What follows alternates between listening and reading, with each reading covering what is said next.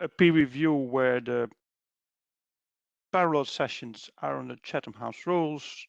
The plenary session will be recorded. And I don't know if we have to confirm that in the chat. And also keep an eye on the chat for any updates during the session. Let me recall briefly why we do this. I'm very grateful that we have you around the table. I think you're all very brave. Obviously, our focus is we try to link climate adaptation to competitiveness. And that's not only for boosting competitiveness, because Draghi said that's what we have to do. And that makes our lives better, but also and mainly I would say to protect increasingly our economy, our environment, the houses we live in, and ultimately just saving lives. I get a shiver when I say it because we're very close here to neighbors that had faced the latest climate impact, and this is there to stay. And I want to spend 1 or 2 minutes, to here to have an emotional call for action. I don't know if you saw at the beginning. I put a slide on top. It was a film from an old film. It's called Don't Look Up. I don't know if you saw that. So, and it's about people on Earth in the future, and a meteorite is coming, and people see it coming, and it's coming, and people are looking, and some say it's fake news, and others say others say it's not, and so there's a lot of debate. What will happen? Well, nothing will happen. So, but everybody knows things will happen. I think we all know this movie, we all seen that. In the end, the crash comes. So, not surprisingly.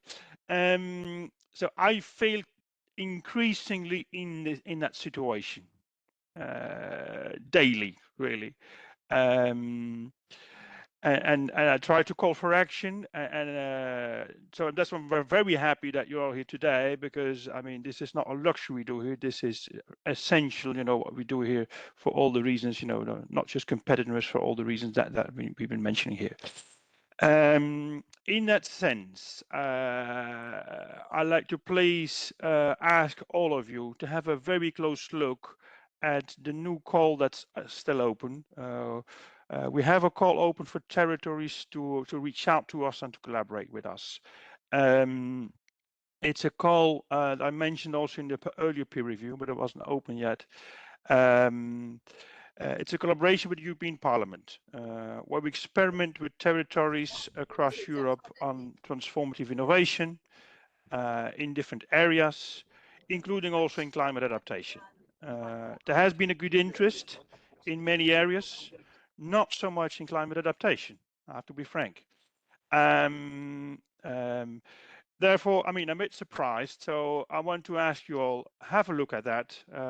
I'll just put the link in the chat. There is a light form of collaboration in terms of awareness. There's a stronger form of collaboration with capacity building, and there's an intensive route with joint experimentation. I do a call here to please get your act together and spend some time on this. Buy a ticket, an entry ticket to that initiative. It allows to collaborate for the next 2 years on climate adaptation and beyond. Please have a look at that. It's very important. The call closes on 16 December, and I would be very happy to see many of you there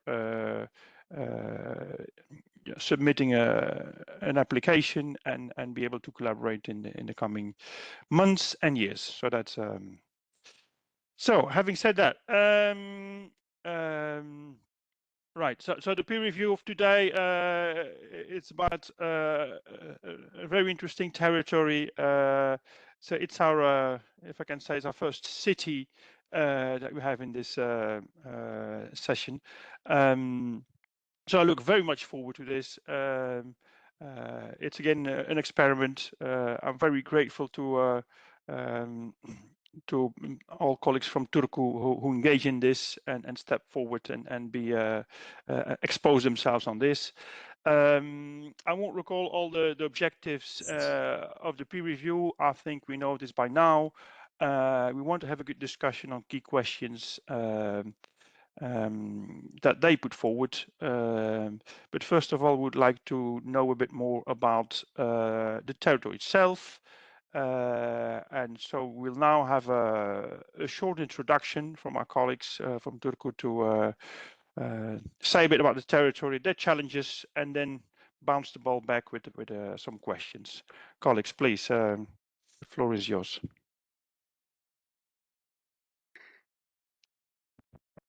Yes, thanks, and good morning, everyone. I try to share my... Okay, let's see.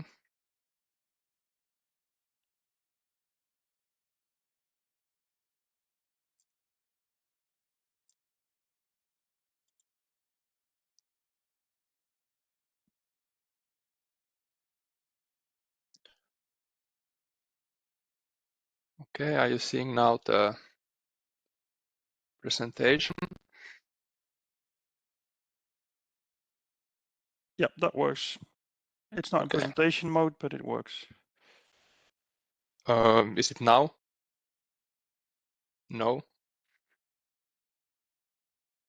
It may take a few seconds as well, but it's still in. I mean, we can see it. It works like this. Okay, what mode is it now? Okay, I Just try normal operational mode. No, we can see it well enough. It's okay. Yeah, it's readable. Okay, that's weird. We can okay, see what's coming next, though. So if you want to build up suspense, that won't be possible. Okay, well, I can try once more, but yeah, my name is Misa Tuomala. I'm working as project specialist in the city of Turku in Green Transition team. And okay, let's see.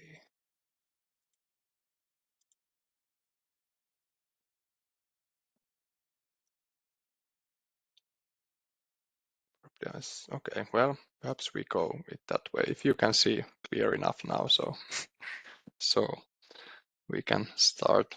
So yeah, I will give a short introduction to the city of Turku and also the region of Southwest Finland. And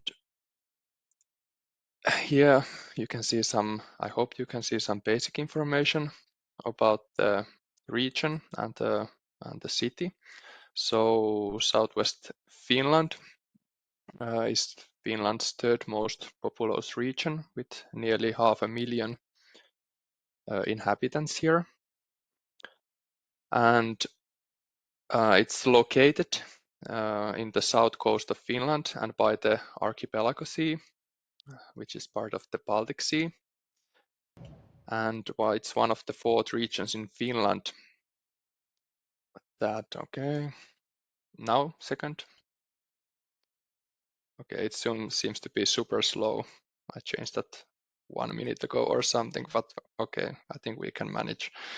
And yeah, it's one of the 4 regions in Finland that population will increase in the future, mainly in Turku region. And it's quite typical medium-sized region with one larger city area surrounded by more rural municipalities there.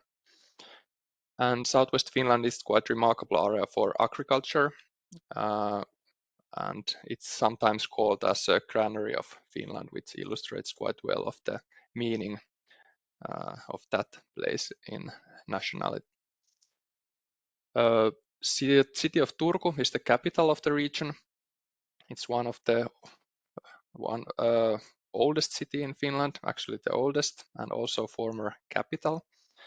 And actually 2029 we will celebrate our 800 years anniversary, and it's the same year where we have set our climate target. There are 200,000 residents in city of Turku and in city area we have 350,000. Turku is located in the mouth of the Aura River. You can see that in the picture there. And that has made Turku quite important seaport, which it still is. We have many universities and universities of applied sciences, and hence many students too in the city. So it's quite typical university city too. And Turku is that kind of city of culture too, with active civic society. And we have many important industries like maritime and pharmaceutical industries, which are quite important for the region's economy. Especially in the city of Turku, the urban structure is quite dense, which causes quite some challenges for the biodiversity, which is quite rich too, partly because of the archipelago and the sea area. Okay, then I change slides. It will take some time, but I think, okay, now you can see that eventually. Our objective is to be one of the world's leading climate and nature cities. We have our climate neutrality target set to year 2029, but we also have targets to the biodiversity and circular economy, and those different objectives are quite strongly interlinked to each other. So we have that kind of comprehensive view to all of those in our strategies, but also in our daily work. Here you can see some data, how is it going? So we already managed to reduce our emissions 55% from the level of 1990 by 2020, and actually 63% by 2023. But of course, the hardest reductions are still ahead of us, so it's a huge work ahead of us in the coming years. And our climate plan will steers the whole city group. So we have 66 subsidiary companies there and 25 that kind of strategic companions. So it's quite close cooperation with them and that kind of joint environment targets too.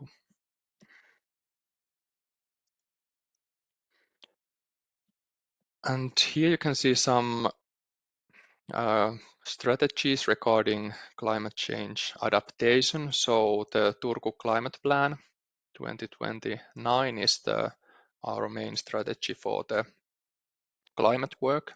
It includes both the climate change mitigation, but also the climate change adaptation. Then we have a national climate change adaptation strategy 2030. And okay, now something weird.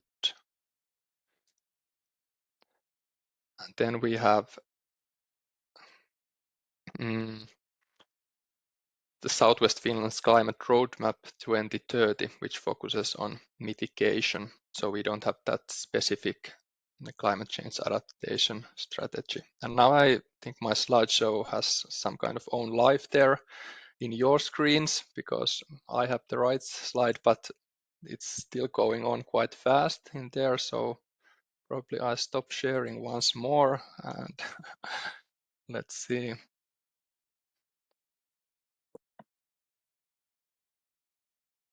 Please tell me when you want the next slide.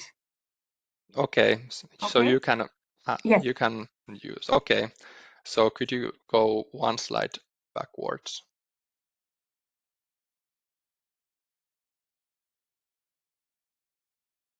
Yes, thanks. And we have two regional innovation strategies, but probably later a little bit more about those. So now some facts about our climate plan.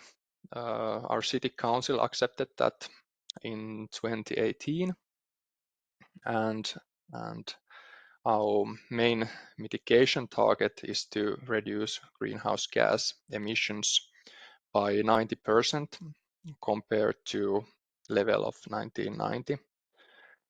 And then we aim to absorb the rest to the carbon sinks or compensate those in other ways or other actions.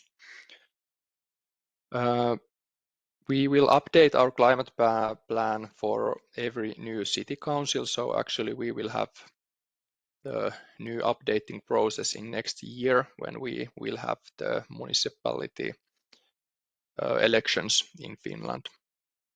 So that planning process is quite topical soon. And we reporting our climate work via our climate report every year to the city council and also residents and companies and everyone who are interested in our climate work. So it's an open document for all. And international cooperation is also important for our city and our climate work. Next slide, please. Yes, and as you know, climate work is quite complex and wide-ranging thematic framework. So there are a lot of different parts like mobility and energy system, carbon sinks, etc. And climate change adaptation is also part of that patchwork. I think mitigation has played a much bigger role in Turku too. I think many other places as well, but in Turku too. But I think that the updating process next year could be a good chance for us to give a bigger emphasis for the climate change adaptation too. And next slide, please.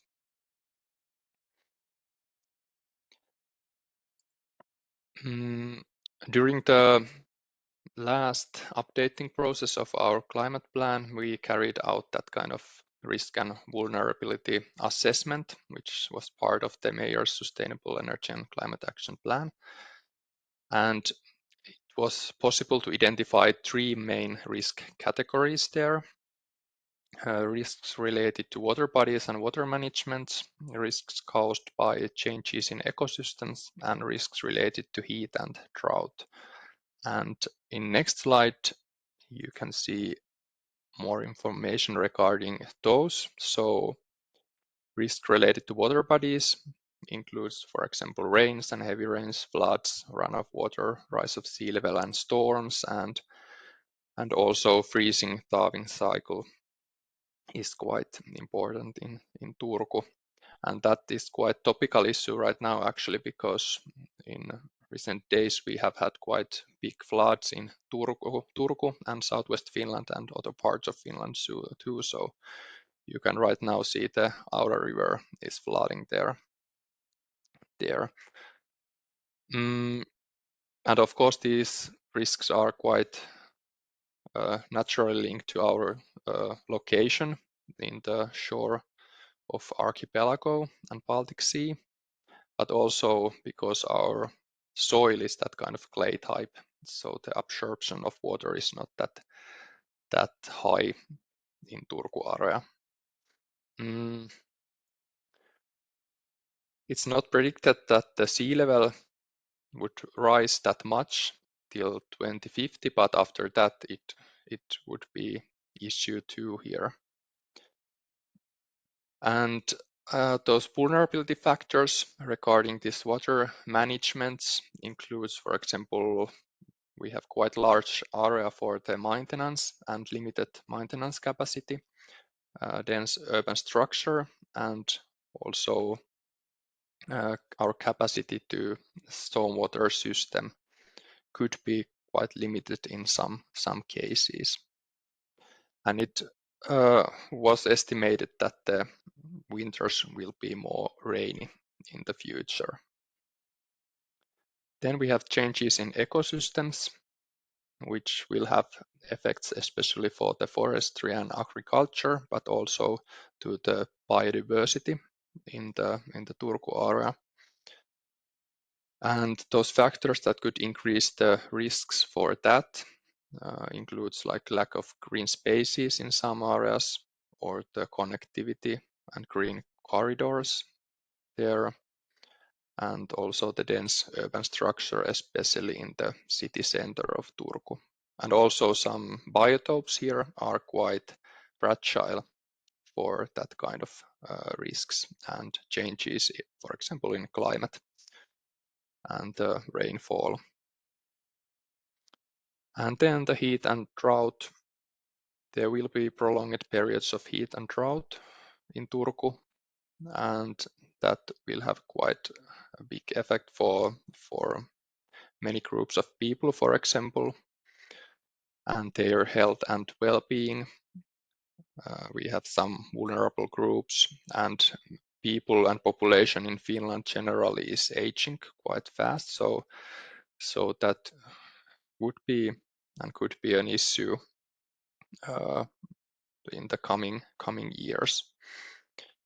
And also probably our buildings are not that well prepared for the changes of climate change yet. Okay, and next slide, please.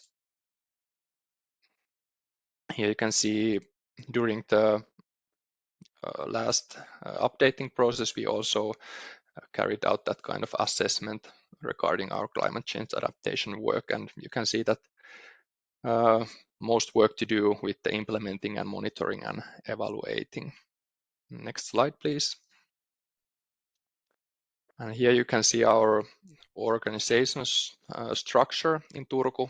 That could be a helpful image for the questions what we are going to discuss later. So you can see that we have different kind of service areas, and you can also include those companies and organized organizations owned by Turku for that organization structure. And climate work is that kind of cross-cutting team, but you can see that green transition unit is there in the business and economic development services. So this is basically where we implementing mainly our climate work and climate plan. But it is that kind of cross-cutting team in every sectors there. And next slide, please. There was a question here where it was asking, where's the climate team within the chart there?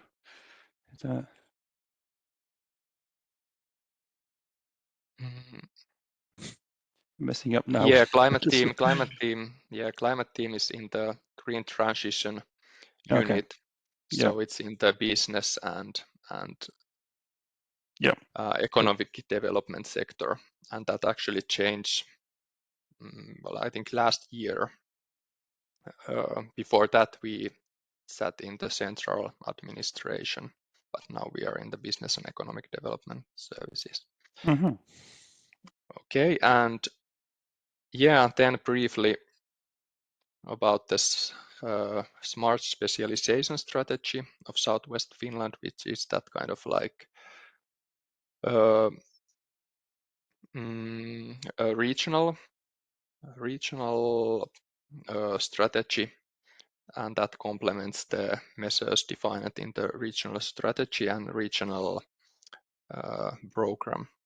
We have 3 priority growth areas there: blue economy and renewing industry, innovative food chains, and life science and health technology. And that economic driver of that blue economy is the maritime industry or shipbuilding in the southwest Finland and in Turku. And in Western Turku, we have quite huge shipyard as well as the blue industry park there. And we are several higher education institutions and universities in Turku that operate, that provide that kind of like education for the future professionals in that industry. And Technology Campus Turku is that kind of ecosystem that collaborates with a wide range of stakeholders there. Then the innovative food chains, you can see those that kind of subcategories. There is blue and green bioeconomy. Of course, fishing, for example, is quite important as we are in the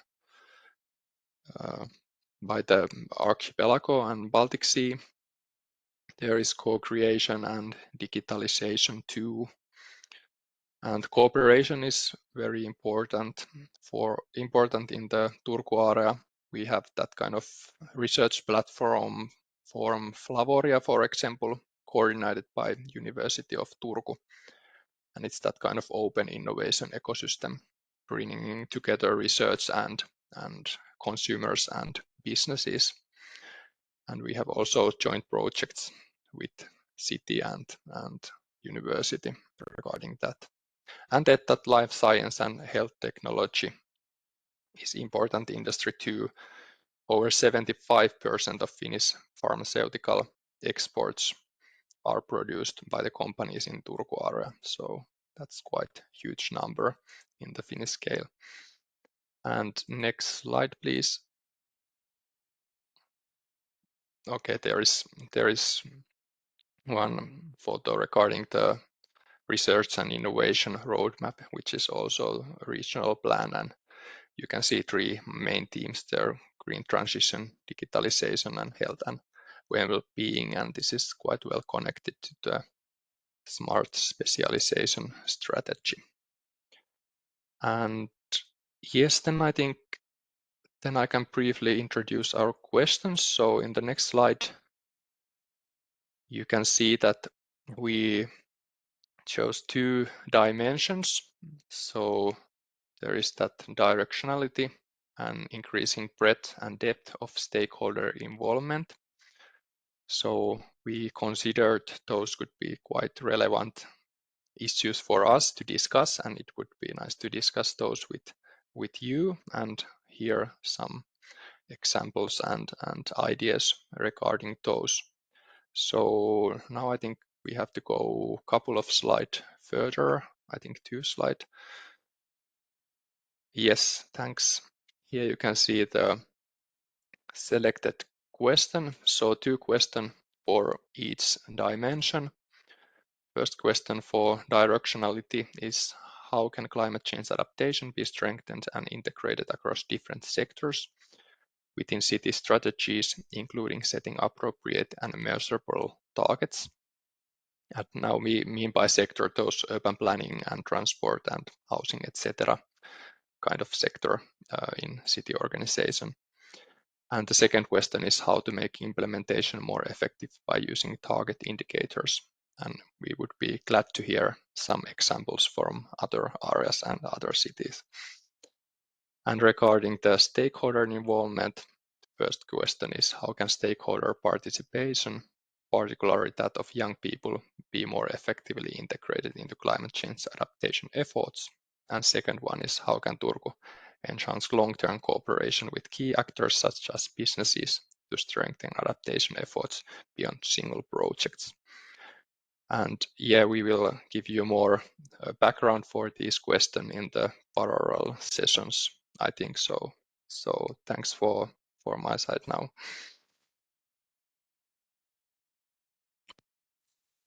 Thanks a lot for the very detailed presentation, sharing all the risk you have. You've been doing great work already, as I see.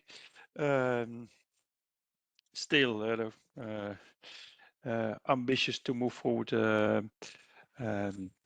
In particular, on the 2 questions, very interesting. Good also to focus on just 2 and have a clear focus. They're very clear, not less challenging, I think. So for housekeeping now, we'll break out in 1 or 2 minutes or so in breakout groups. If I'm not mistaken, this will go automatically. But you may be able to adjust yourself if you get stuck somewhere in a plenary or in a wrong group or you want to change. But in principle, it should go automatic. There is the first session 1A, which will focus on the first question. So on integrating of climate adaptation with the different spatial sectors, and session 1B on indicators for implementation of climate adaptation. Session 1 is moderated by Gerard, session 2 by myself, and I wish you all a good discussion. We'll see each other in, I think, 40 or 45 minutes, something like that. So Alice, if you want to press the magic button, I think we can choose a session. Okay, in principle, you should be able to jump to a session.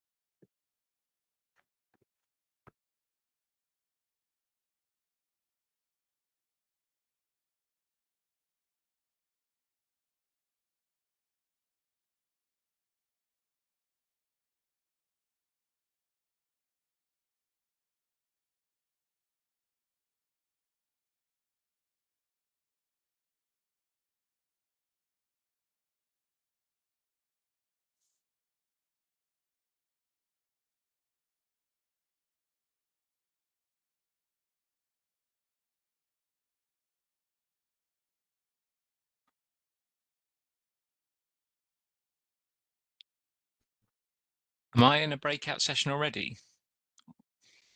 Or am I in the wrong group? Hey Kit, it's John Denise from Kishkash. How you doing? Hi, I'm I have good. I have the exact same question. I don't know I if I don't get any buttons or something like that. well, I've got the alternative, which is that I keep selecting to join a breakout session, and then it won't let me move. Mhm. But if you go to the In what session would you like to go? I'm meant to be in 1A. Okay. I'm one of the discussants. But Okay, let me see if I can move you. thanks, Yes, Else. I appreciate it. me too, please.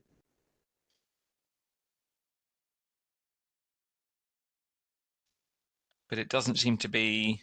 I don't see you in the main meeting, actually. I don't see you as an option. Hmm. You know what? I'll try myself. I'll try to leave the meeting and then come back. See how it goes. Yeah, I think Okay. I'll do that as well. I'll give that a Okay. go. All right. Thank you so See you in a much. second. No worries. No worries. Thanks.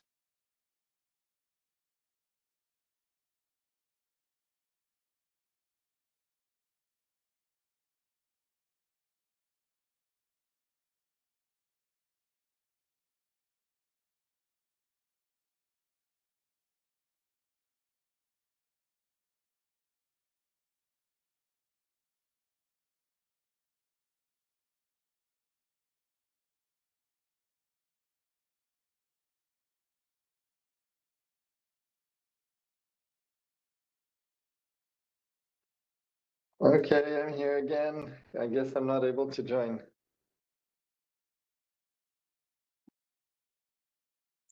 I see you now. So you are going to session? 1A, I should be. Okay. Thank you. Aha! I am also enter now. Okay.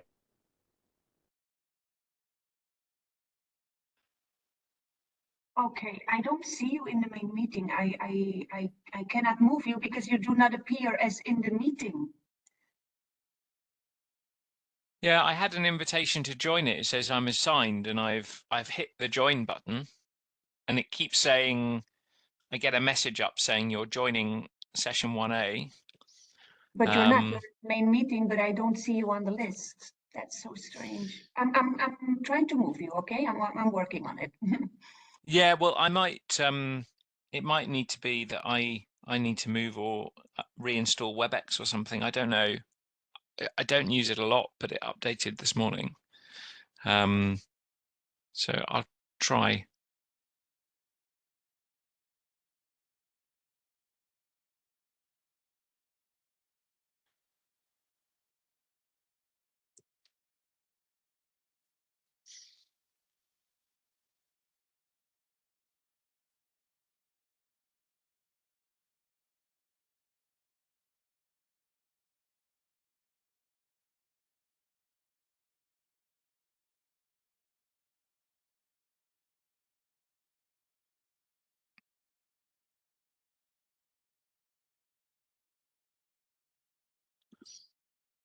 No, it's still not working. I'll try and leave and restart WebEx completely. Yeah, I'm so sorry for the inconvenience, but I really cannot, I don't see you, so I No, can't select you. it's fine. Okay. But I'm worried. I meant to be one of the sort of. I said to Yeah. Girard I would be one of the discussants, and now I can't seem to get into the breakout. I'll let him know of the problem, and let's keep on trying. Yeah, thank you. Cheers.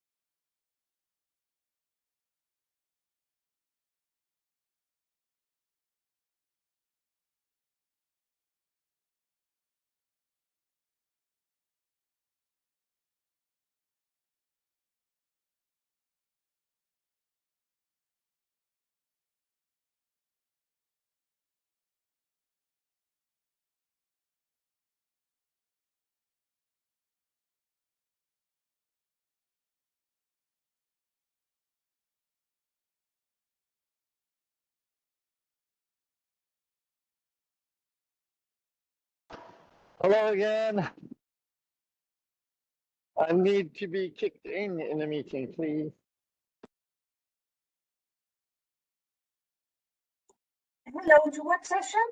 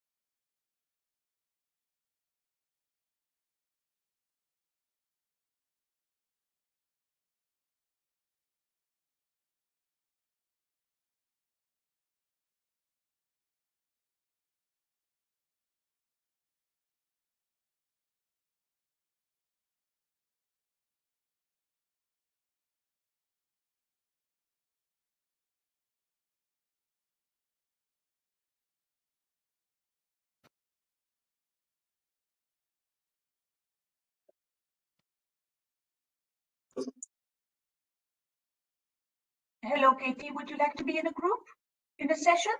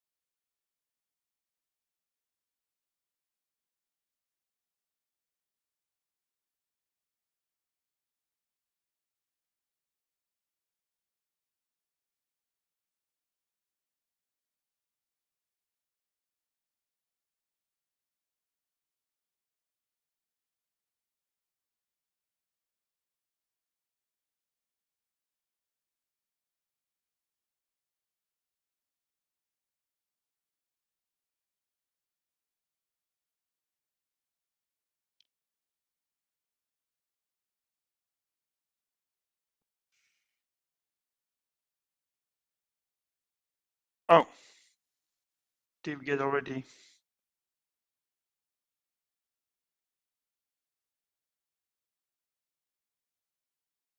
I think we're back here, Carol. I can't hear you, We all Ryan. get back, no? That was... Ryan was sharing his experience, and unfortunately the parallel session stopped. So Okay. apologies for that, Ryan. Yeah, usually get this 1 minute warning. We didn't get that. So, well, that was... yeah, sorry for those speaking in the two parallel groups. We had a very interesting discussion in group 2, I guess also in 1. Thanks a lot for that. Times is always too short. But let me hand over first for group 1. I think that was Gerard and Alice, and I think that is Richard Harding, who has been very supportive in developing and co-developing the concept and the case studies, who will give us summary and some insights on the discussion. Is that correct, Richard?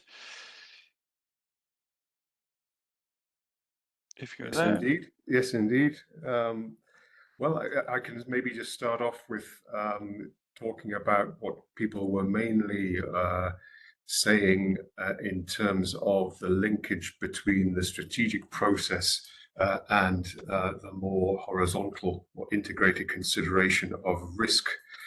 An emphasis needed from Kit England, who'd been working on the Glasgow strategy for climate change adaptation, a very strong focus there on looking at the risks of the different sectors, interacting with a wide range of stakeholders in order to get a wide enough perspective, and focusing particularly on the cost-benefit analysis of climate change adaptation and what that means for different sectors, and in particular, what the costs of non-activity in climate change adaptation might be for different sectors to reflect upon.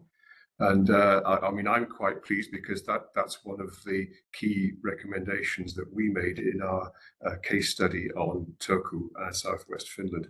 So that cost benefit of non-activity is crucially important. We also had from Tomislav, Croatia, strong emphasis on the integration of climate change adaptation with spatial planning in particular, but also a discussion about how there's an emphasis on land or territory buildings which are public owned and those which are private owned, and much more difficult to actually influence those in private ownership. Colleagues from Turku spoke about their blue-green guide, which is something for private owners to use as a tool in introducing adaptation. We had also emphasis on looking at the effectiveness of such a tool under the RESIST project. We had an intervention from Michael, interesting from a completely different place in the Philippines, and that was about the emphasis of discussion, or it was actually, he was talking about design competitions led by students, which enabled a wide, not only a wide selection of stakeholders to be brought to bear, but also provided very useful content for the debate, because there was a very strong emphasis on using social media as a tool for bringing forward some of these questions more into the public domain. Maybe I will stop there. We were about to get a nice update from Orion about the RESIST project, but we cut off just then. I don't know if there will be time to hear a little bit more like that as we're going. But I suppose for me, important thing is to maybe see there is a strong linkage coming out between this and the next question we're about to discuss. A lot of the stuff about stakeholder engagement involving new populations of stakeholders in order to bring this integrated approach to bear. So clearly there's a strong linkage between the two main questions that we're looking at today. Thanks a lot, Richard. Yes, and I think it's quite strongly linked to 1B as well, in a different way. But so for 1B, we discussed on, well, we started off discussing about indicators and targets for indicators, but the discussion opened up much wider. And I'd like to invite Claire Nolas, colleague of Richard's, who also is one of our key experts contributing to concept in the case studies. Claire, can you enlighten us for the... Thank you. Very rich session indeed. I feel it had a bit another angle or another composition than the previous one, because we didn't have actually really experiences from peer regions on our question. We mostly remained at the level of conceptual discussions. And I think this tells something about the difficulty of these questions. So Carol, you said we discussed targeting and indicators for climate change adaptation, the two being two different things. Indicators is one subject, and how you define the target is another one, but the two are linked. So I don't feel we had very concrete suggestions for Turku, but we had a lot of interesting discussions, which basically I could classify under two headings. One is how do we define indicators and targets for the overall vision of Turku as a resilient region or city? How do we transform the aspiration into targets and indicators? So that was the starting point. But then progressively we started to discuss another issue, which is this one more concrete, is how do we start more from a bottom-up perspective, looking at what actions are ongoing and how do we are closer to monitoring in this second range of discussions or concepts. How do we start from what's being done? How do we monitor this? How do we, then we also discuss something similar to the previous group. How do we develop indicators in order to measure effectiveness of action? So and we sort of continue discussing the two levels. But one important insight I certainly draw from this discussion is the strong linkage with targets and indicators as a tool for engagement. So here we are also indeed coming close to the second subject. So then, of course, engaging whom? The businesses, business cases for climate change adaptation. We also emphasize the issue of data for what? So data for engaging and data for storytelling. So we had a number of comments also on the danger or the possible misuse of targets and indicators. So some of the colleagues working on the Consortium for Transformative Innovation Policy warned us that focusing on indicators only or targets or too much on targets and indicators might divert the attention to more important topics on the process, on having more systemic approaches, especially if you define indicators more on a sectoral basis. So it was again emphasized that if we have to come with a good set of indicators and targets, they need to be, as Johan said, clear, ambitious, achievable, measurable, so the good criteria for targets, but they also should ideally not remain sectoral, but become cross-sectoral. I must repeat, we haven't had examples of how to do this. Yes, I think that's it. Maybe a small interesting comment, but again, it's a question how to do it. We are talking about existing indicators because those are, some of them have a tradition and some robustness, but what about new indicators? And especially indicators that could be created with new use of artificial intelligence, rather than staying on the set of indicators that are at our disposal today. So very rich, very interesting. I think it still leaves a lot of work to do for Turku and other regions to concretely go forward with concrete definitions of targets and indicators. So thanks a lot, Claire. So basically the session made you more hungry. You had a look at the menu, Yes. and we expanded the menu basically. Yes. But didn't get to eat some food. Well, maybe a bit. I think the interesting case of Panama was mentioned and so. But we didn't get, of course, in half an hour get into details of cases. But thanks a lot. Great summary. Any questions from the audience at this stage on the two summaries or the discussions? A point you wanted to highlight that's of key importance. Richard. Just one thing I'd like to highlight really is that our discussion was rich and interesting, but nobody is making the link between climate change adaptation and innovation ecosystems specifically as a way of pushing the integration across different sectors, at least not in our discussion and not yet. It's an excellent remark. I mean, I raised also the point briefly he was there as sort of as part of the systems change approach, but not very explicitly. So yeah. Any other comments on related to that specifically? Carmen.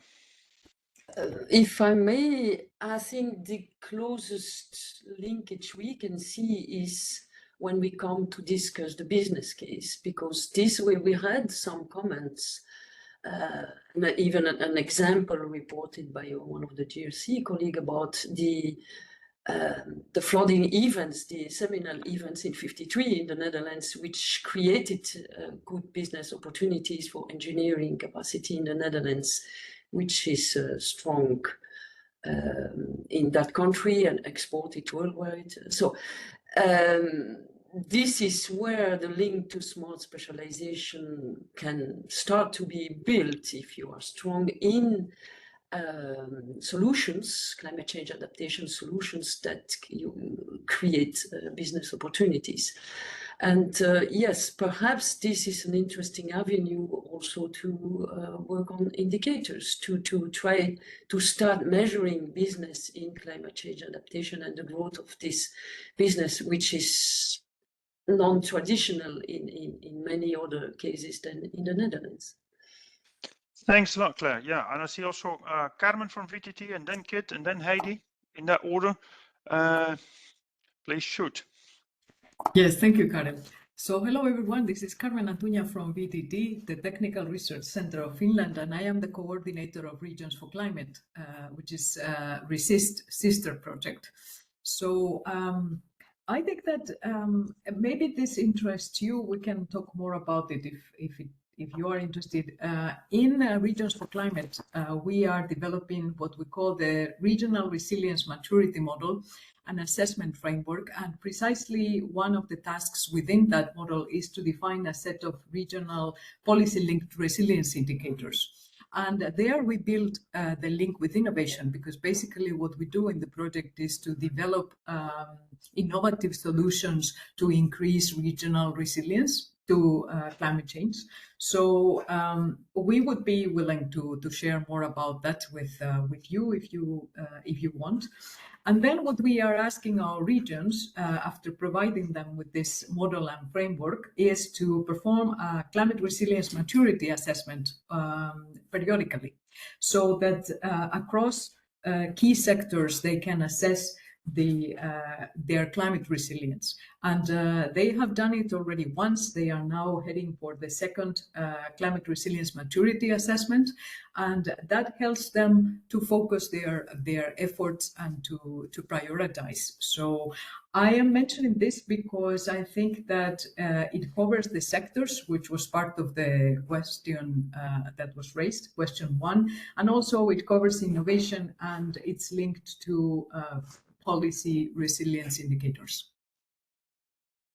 Lovely, thanks for sharing that. And yes, please, if you can, if you were willing to open up and share some of that, that would be helpful after the meeting. Thanks a lot. Kit.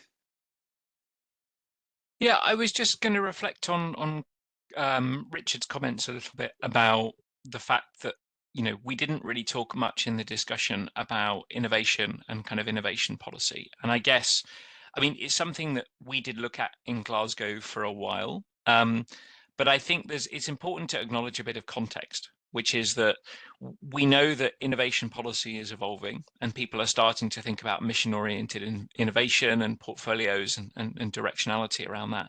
But that's still a really novel concept. And I think a lot of people are struggling to really understand what that means and how to put it into practice. You know, in Scotland, for example, you know, innovation policy is still very much, I mean, it's just starting in that space.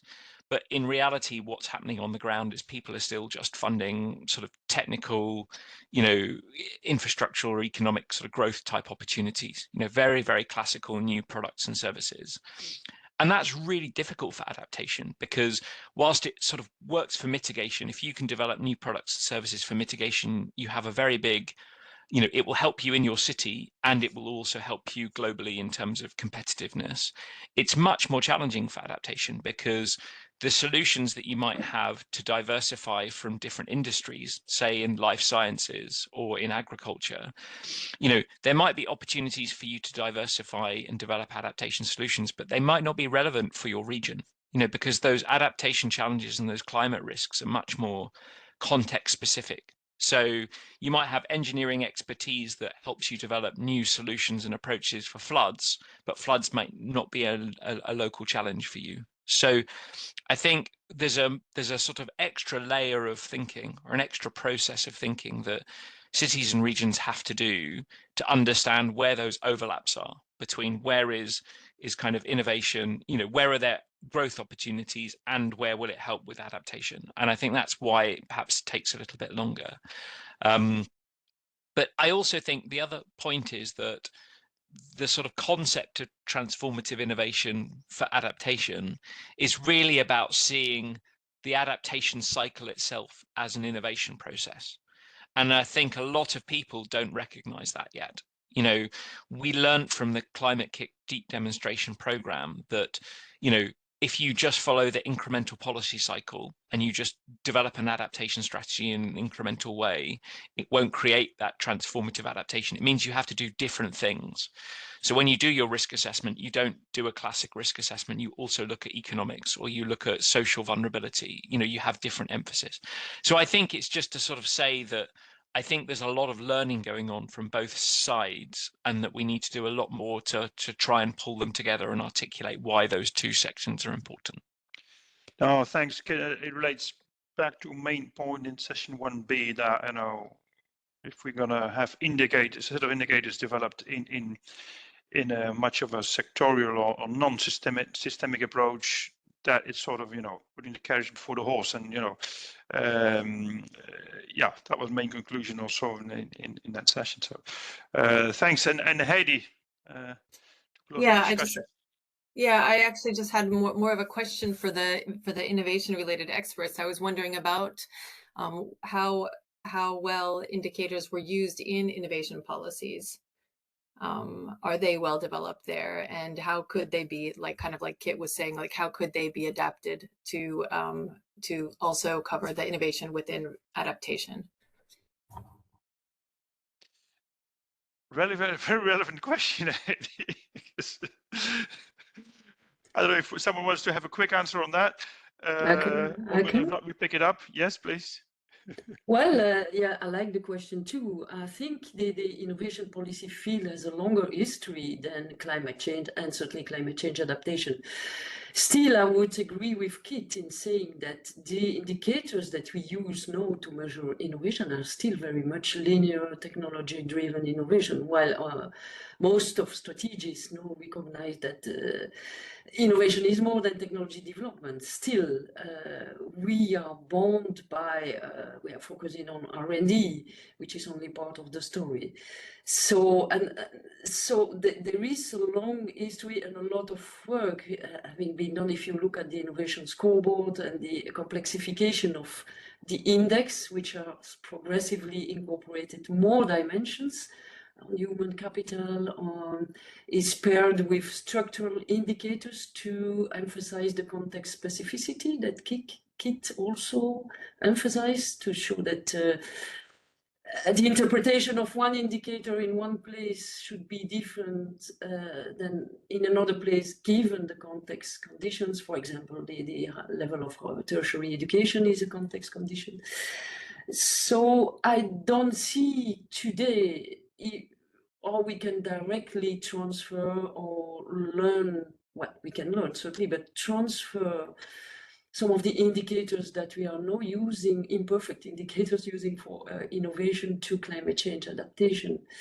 And we also heard a very relevant comment in our session that the indicators that we have for mitigations are, in a sense, much more easy to develop, even if they are imperfect too, than for climate change adaptation, which is systemic, more a process, a never-ending process, because you cannot define the final state of resilience with climate change, with climate changing perpetually in an uncertain way.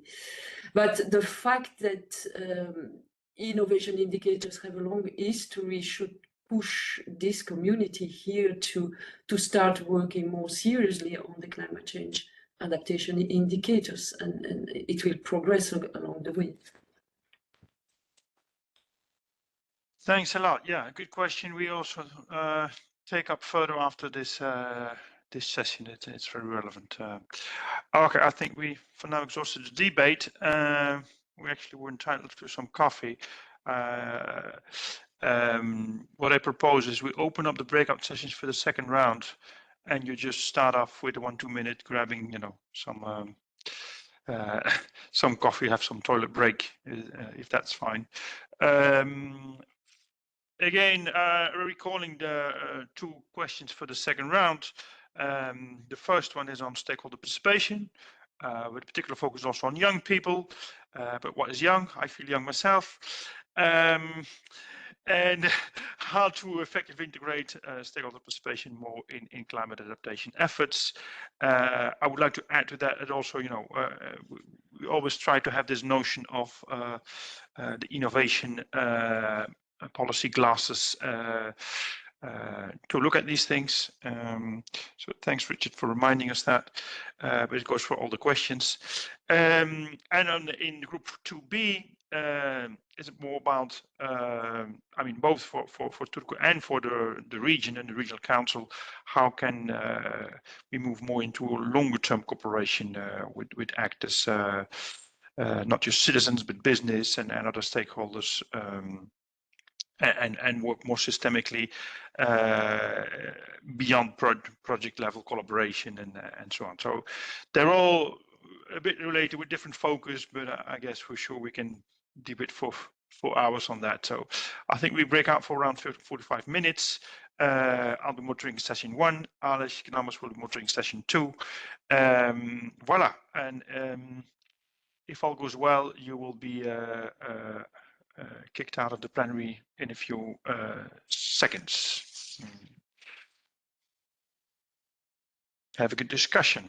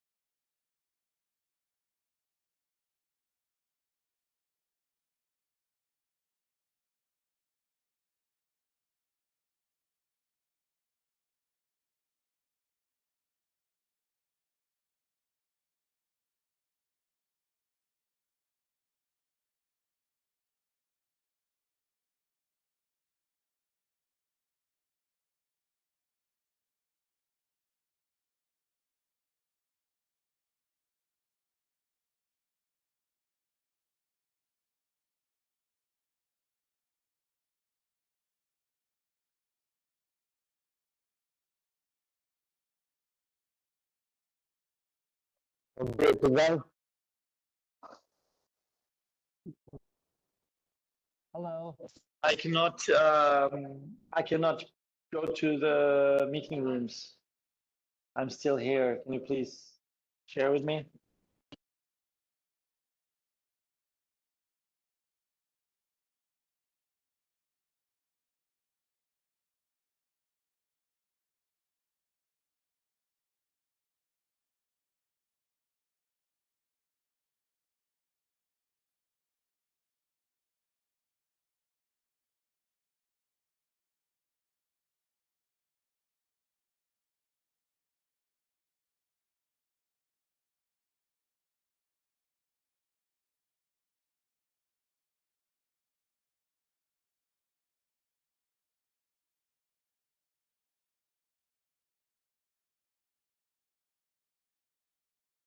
Hello, is anybody there? I could use your help, please.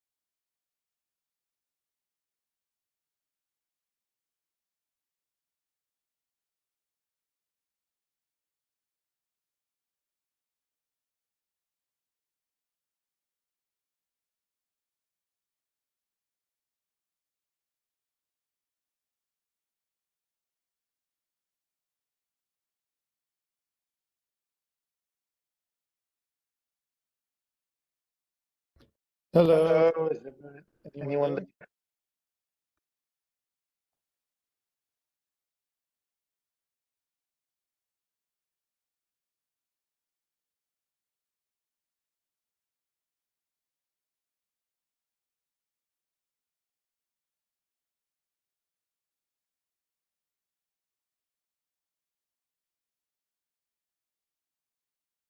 Hello, Roberto. Can you help me? Aren't we supposed to be in a parallel meeting?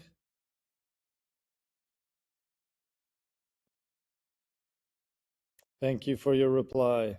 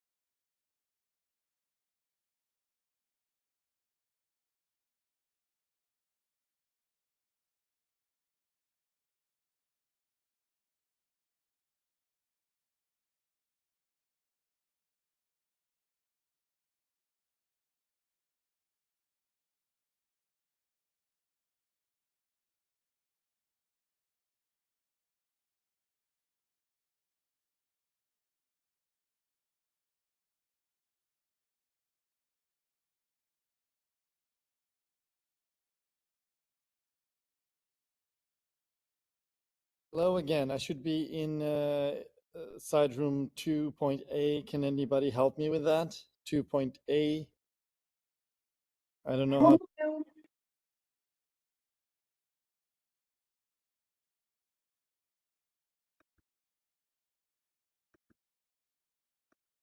how. Okay. I finally found it. It's activated for me now. Thank you.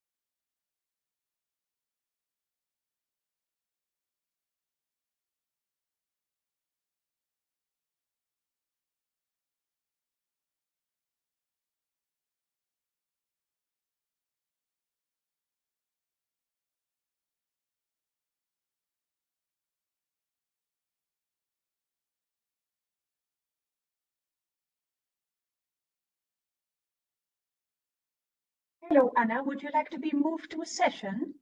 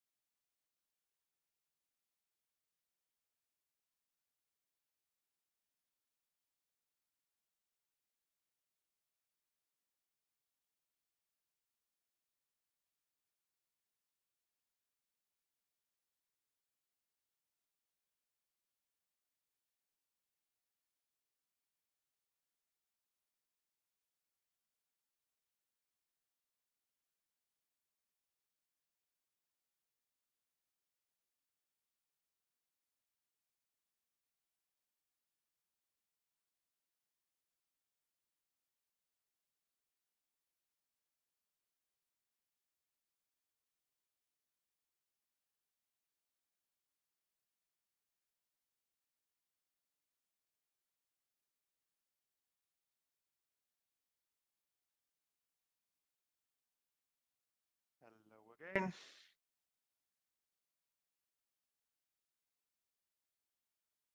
We're all back. Yes.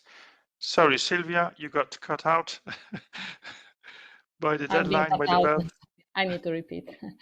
So we are working on our water management with stakeholders, and we have experiencing great interest from stakeholders, utilities, farmers associations, also consortia.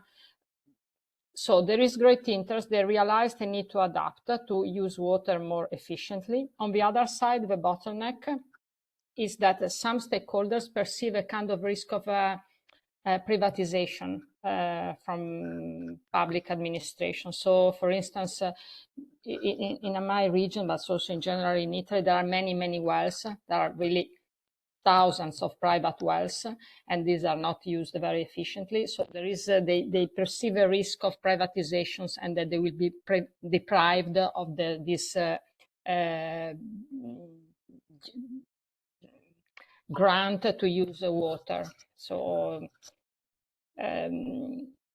sometimes they perceive that this is not for adaptation, but is for other different interests. Okay, thanks a lot for sharing that. We can follow up after the meeting to know more about that. I think we have to move to a small reporting back on the sessions. So for the session I was chairing on stakeholder participation, where you also in, Sylvia, with a particular focus on young people, we have Richard again with us to shed his views. How did you perceive the discussion, Richard? Thank you. Yes, yeah, I think it was a very good discussion. There was a lot there. Difficult to summarize. Very quickly, Manuel from Lisbon, he started us off setting the context, showing that this is a question really for Turku in two dimensions. One is the actual participation within the city administration itself, the different departments. And then the other one, this participation of the broader coalition, broader populations of stakeholders. What he said was, it's something we've heard come up before, and it was, don't try not to start too big, concentrate on groups of people who are interested in actually moving things forward. So this idea of the coalition of the willing is a starting point, and then you actually build up from there. We had from Erica an interesting perspective as well, which links us back to the whole directionality. And it's the idea that when there is a societal aim to adaptation or to anything, in fact, more people are likely to get involved. She cited the example of engineering university, not so able to attract people, particularly not women.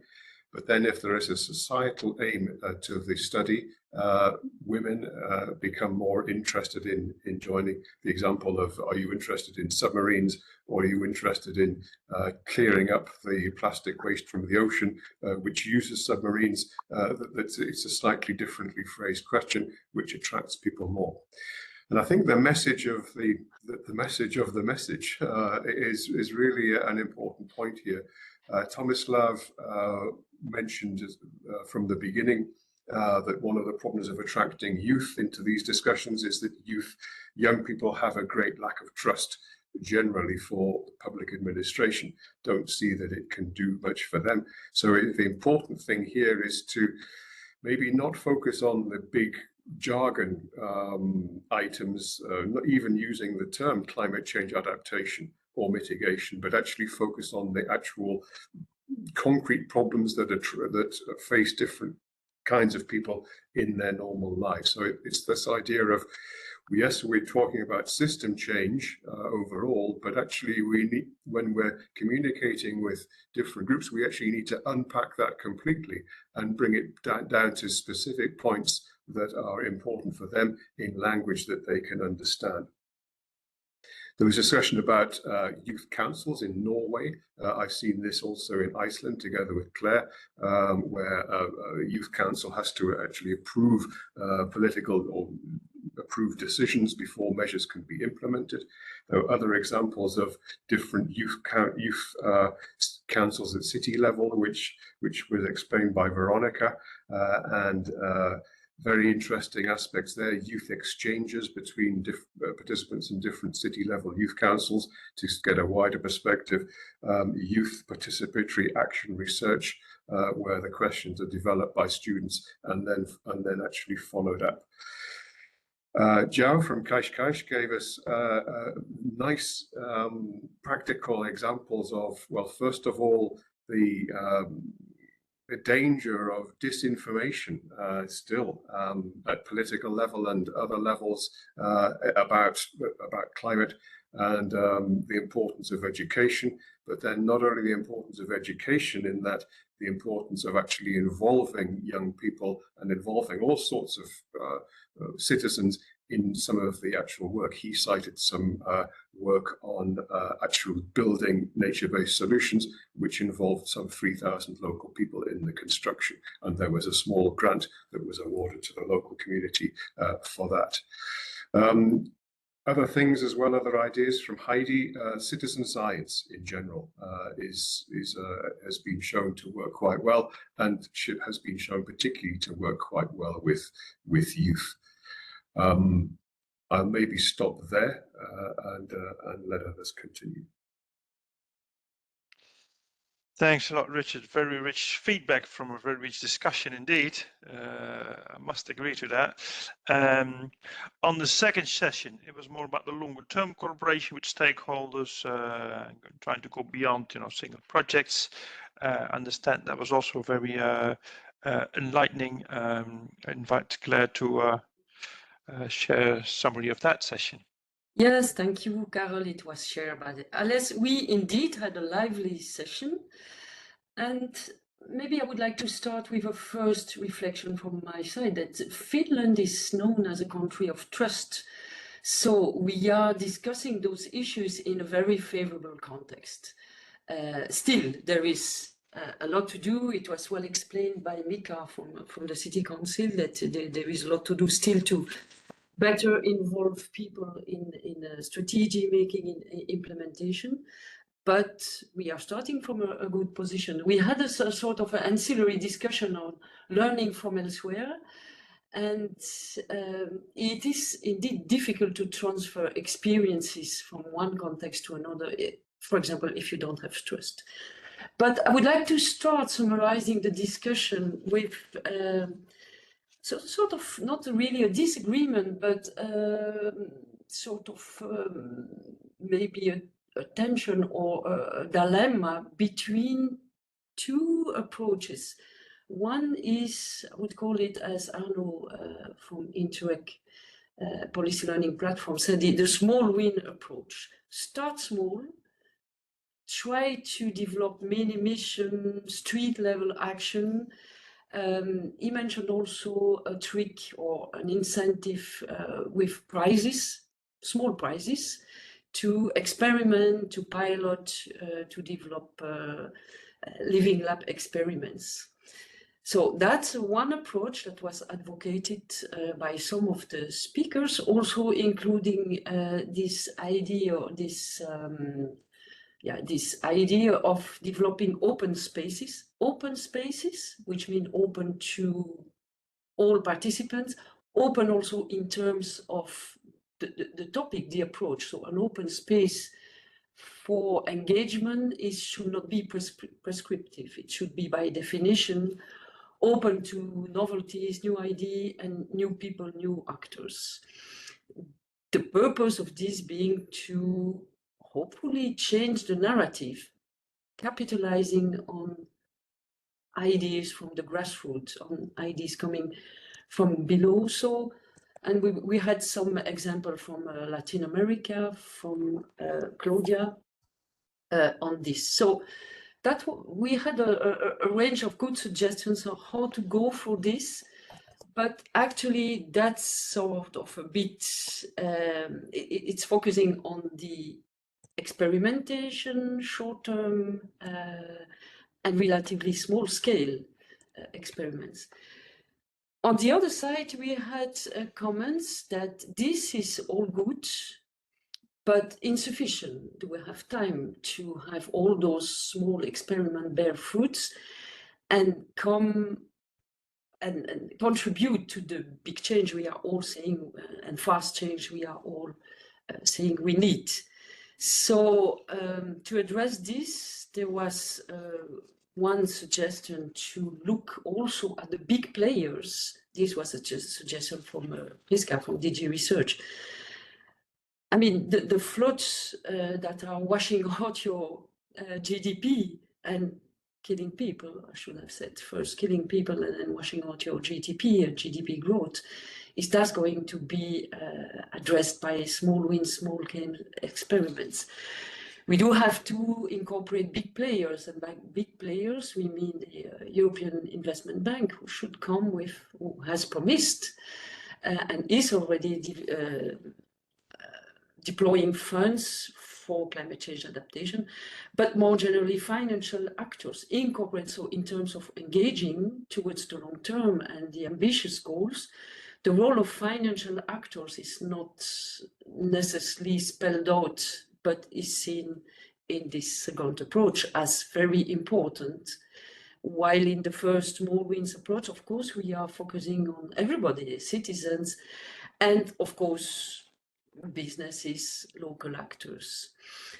A second point of the discussion was came mostly from the experience, concrete experience from Glasgow. And there we heard a story about the process of developing engagement strategy. What's important there, important message is that different groups have different needs, different situations, different expectations, but also different languages. If you speak to businesses, you better speak about corporate risks rather than climate change adaptation if that is not yet firmly in the vocabulary of a CEO, for example. So it's important to progressively and well, maybe simultaneously address different target groups differently. And what works for engaging is to link with concrete incentives. For example, it was mentioned the Hamburg tax breaks for green roofs. That's something that is non-visible and that works for engaging certain target groups, but also much higher degree of clarity in the adaptation strategies about who does what, who pays what is the private sector going to pay for damages, or who pays, what's the role of public sector. So there was a link with between engagement and the clarity of adaptation strategies, which often remain too vague. Maybe last point, it's a point about the value of complementarities, searching for complementarities between local cities and regions at the European scales.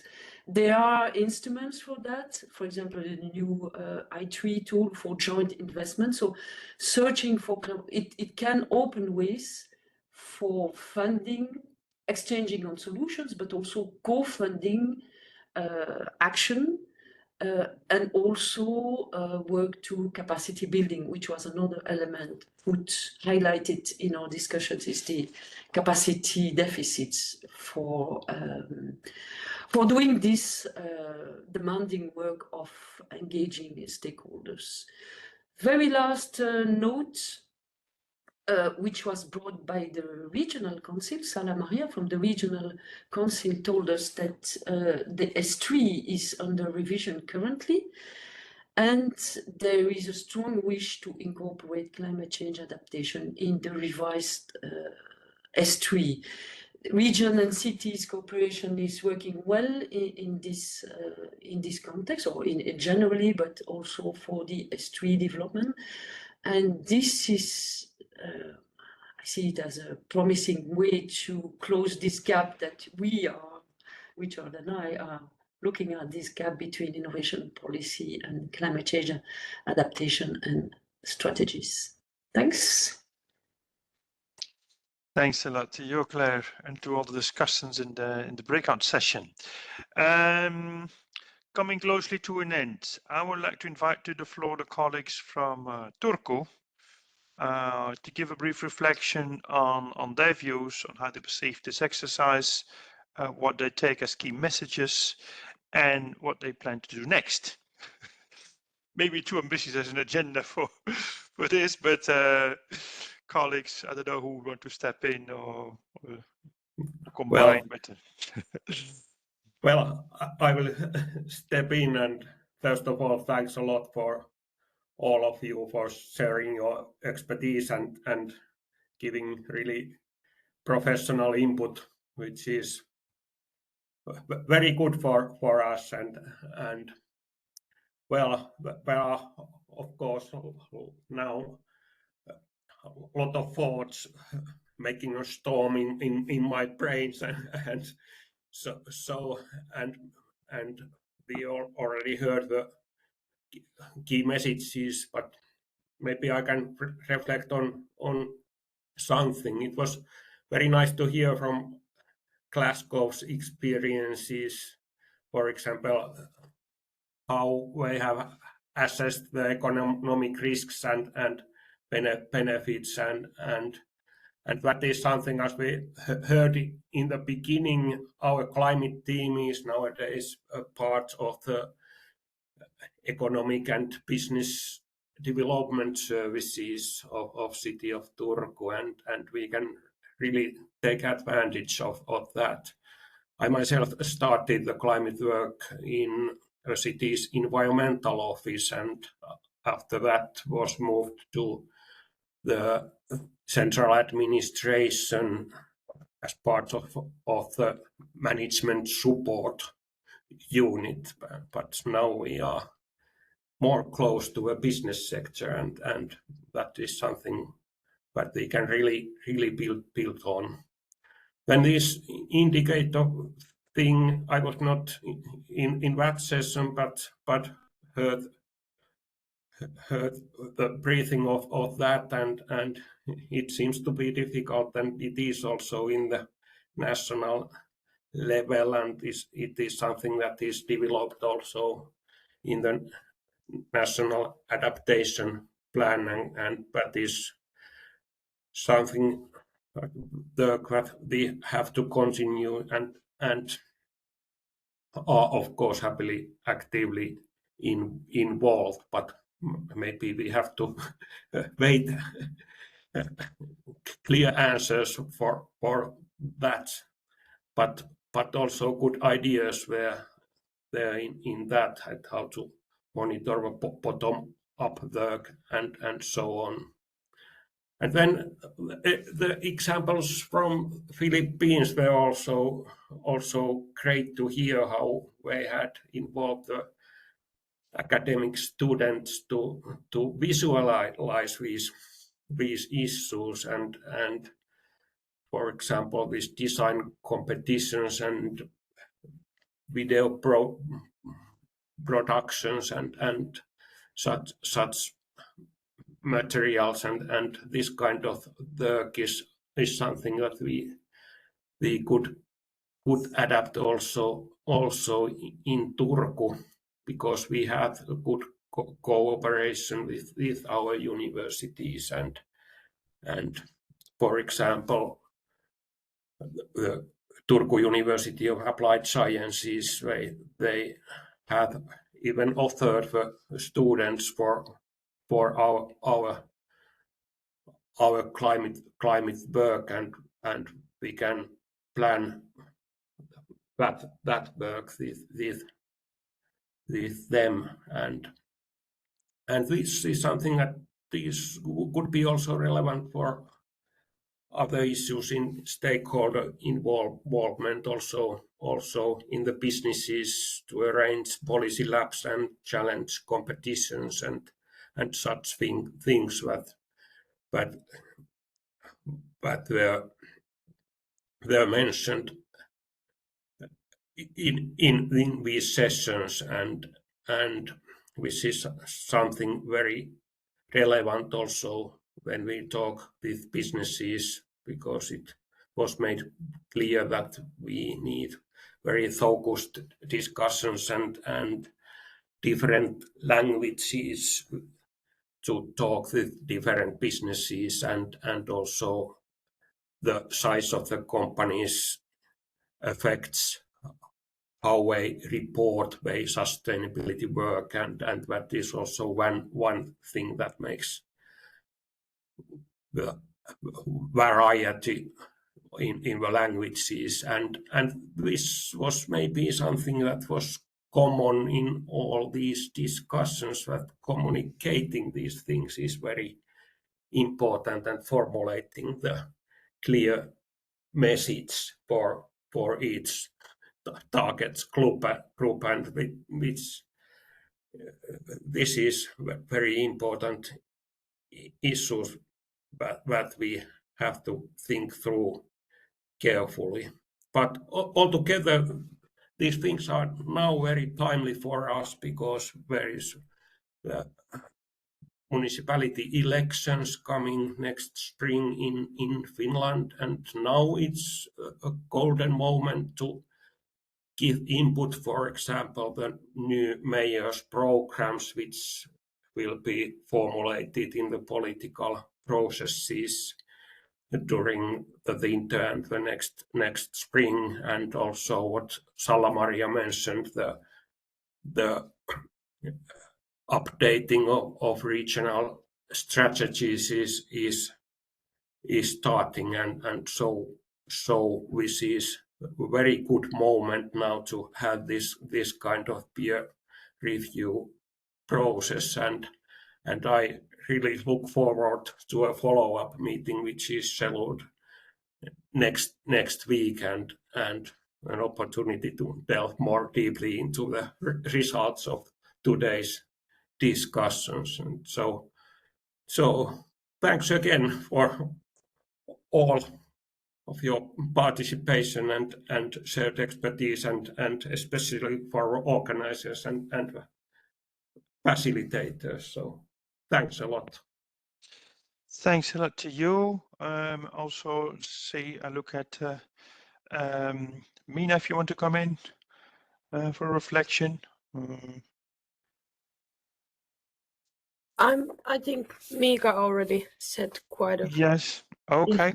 from our city's perspective, but I will also, I thank you for every expertise, everybody who join here and give them their expertise. So we are very glad that we now know better how to engage with the adaptation. Lovely. Thanks a lot. Look around, there's more other comments. Don't see any hands up, so okay. So yeah, just also to clarify for the rest of the audience that this will be followed up by a follow-up discussion with the city of Turku, supported by Claire and Richard here present, also to draw conclusions from this and to formulate actions further forward. We already have some. You alluded already on some ideas already, like having adaptation in S3 and so on. So that looks very promising. I look very much forward to what comes out of that, and also we promise to be in touch, and also next year to come back and see where this is going. So so thanks a lot for this, for you also, and to the audience for the very active participation in this. There will be more previews coming early next year. So stay tuned with us. We'll of course flag it on our web, on LinkedIn, and through emails and social media and newsletters. Maybe also I reiterate again, please have a look at the call that's open. I remind it again, it's closing in 3 weeks, no, 2.5 weeks. So please, yeah, stay tuned with us. I see another question in the chat still before we close. Who's that? No, that's all. Colleagues, thanks a lot. Have a good morning or good afternoon for those in Finland. And thanks a lot. I'll see you at the next occasion. Thank you. Thanks, everyone. Thank you. Thanks very much. Thank you. Thanks a lot. Bye bye. Thank you, guys. Goodbye. Bye. Bye. Thanks.